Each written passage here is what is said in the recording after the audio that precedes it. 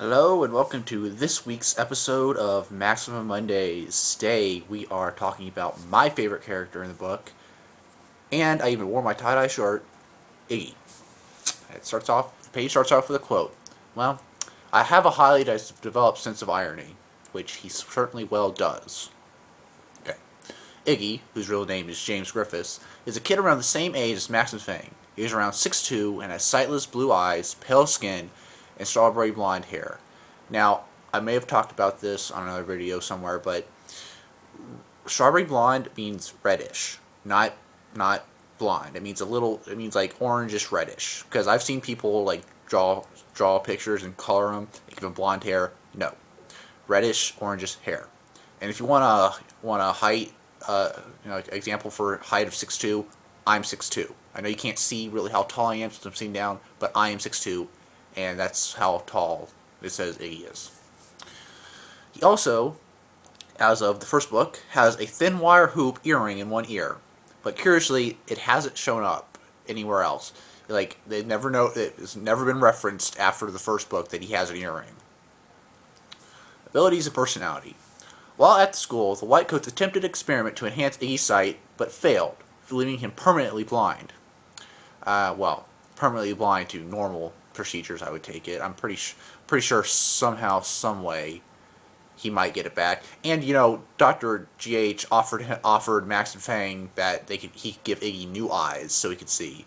But I have no idea how that works. That's a little bit of sci-fi, science, medicine. So I don't really know exactly how that works. So, however, he can see when his environment is white, and I really don't know how that works. I don't know if he can see in color around white or if he sees like blobs in white. I would lean towards like sort of black and whitish vision myself, but I'm not exactly sure. Despite a lack of sight, he uses his other senses to make up for it. He had no problem being blind at the flock's old house unless someone moved the furniture. In an early conflict, one of the erasers said if the flock had not escaped when they did, the Whitecoats would have replaced Iggy's useless eyes with computerized ones, which I'm totally using as a fanfiction plot in a story, but they're going to actually work and not given to him by evil people. But however, Iggy's self-mutation found in Mastermind: The Final Warning turns out to ability to see colors by touching them. So if he would touch my shirt, he'd be like, "You're wearing a tie-dye shirt." He touches my hair, "You've got black hair." Stuff like that. I don't know why he touched my hair. He also has mentioned the ability to identify the flock by their fingerprints or the feel of their feathers or their skin, so heightened sense of touch. In saving the world in other extreme sports, Iggy mockingly replied with that quote that he has a highly developed sense of irony when questioned on what abilities he possessed by Dr. DeBoer. This is proven true in most of the other books, though many of his ironic jokes pertain to his lack of sight. He has whitish wings, which are fluffy according to the picture in the Mastermind manga Book 2, and he has a wingspan of over 14 feet. Angel compares Iggy's wings to a large seabird, possibly an albatross, and schools out forever. When it comes to cooking, Iggy is a chef and can cook fairly well in most conditions. In the Angel experiment, Iggy cooks breakfast in the morning. The erasers take him because he doesn't want Max to burn their last frying pan. Iggy adores explosives, fire, and anything that blows up. He also is a master at making bombs. He and the gas man usually act as a team when working with explosives, with Iggy using his hearing to locate a target and the gas man acting as his eyes. In the Angel experiment, Iggy and Gassy set off 2 bombs to get away from the erasers, but it cost them their home. They also set up a stink bomb at a regular school and schools out forever. He seems to have an endless supply of bombs set by Max, and she doesn't know where in the world he hides them. I would guess his pants pockets, but he also has a highly developed sense of sound. He can identify another member of the flock simply by hearing their footsteps, and can hear from a very large distance away. He has the best senses and home economic abilities of flock members. The flock helped Iggy find his parents after seeing them interviewed on TV. Iggy is the first of the flock to find their parents. Well, both of their parents. Well, actually, no, it's not. He's the first to realize who his parents are. Both of his parents are. Because Max both met Jeb and Dr. M before Iggy met his, but she didn't know. After talking to them, the flock learns that Iggy's name is James Griffiths and that he was taken to the school at the age of 4 months without his parents' consent. They confirm this by showing them his birthmark on his left side.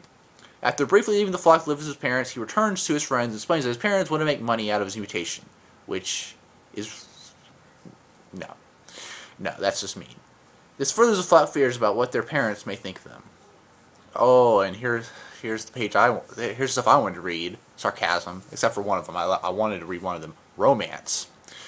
Now, I can see where people can get this one. Nudge. An in-flock relationship, slightly more common than Max and Iggy, is Nudge and Iggy. However, not much true interaction between the two has occurred, besides slight pairings, since how Iggy and Nudge partnered up at the wedding at the end of Fang. Okay, this next one has no chance of happening, but I have read some pretty good fan fictions about it. Max. Although a relationship with Max is purely fictional, Max and Iggy persist among fans. It is true that, unlike Fang, Iggy has never seemed to truly quarrel with Max. He cares about her deeply, and vice versa, although most fan fictions revolve on Max's view of him as purely a brother, or even a son. And, even in Angel, when Ella talks about Max, how she has a crush on Iggy, Max kind of feels like, talking about her son. As son is as old as she reminds herself. Now, this is the one I support. Iggy and Ella. Iggy's relationship with Ella isn't mentioned much in the first few books. But the first time it comes up is in Saving the World on Extreme Sports, where Ella watches Iggy eat and says that it's amazing how he can eat like that. And Iggy's like, well, I've had a lot of practice. And Ella's like, well, I think you're amazing. And, Iggy blushed. But then it gets further, and Angel is mentioned when she has a crush on him. They're seen holding hands frequently, and when Ella finds out about her mother's disappearance, Iggy comforts her by putting his arm around her, and they mind control together, and sitting out in the desert together. And yes, okay, if you read my fan fictions, you know how I feel. That's how I want it to be. Okay, I could gush about that for hours on end.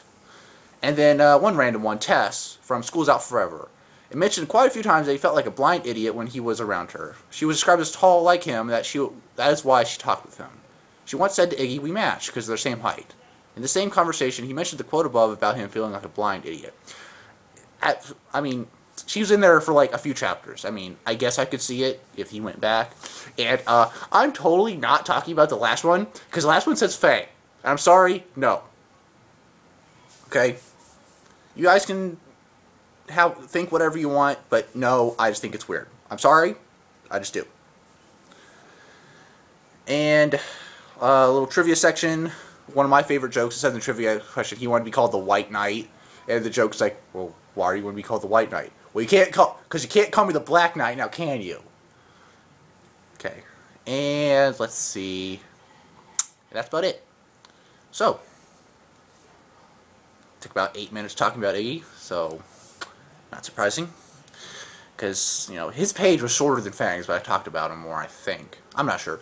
Anyway, so, next time on Maximum Mondays, next week, I think we are going, since Ella's page is really, really short, I think I'm going to be going to Nudge, staying with the flock members first. So next week, talk about the Chatterbox. See you next time.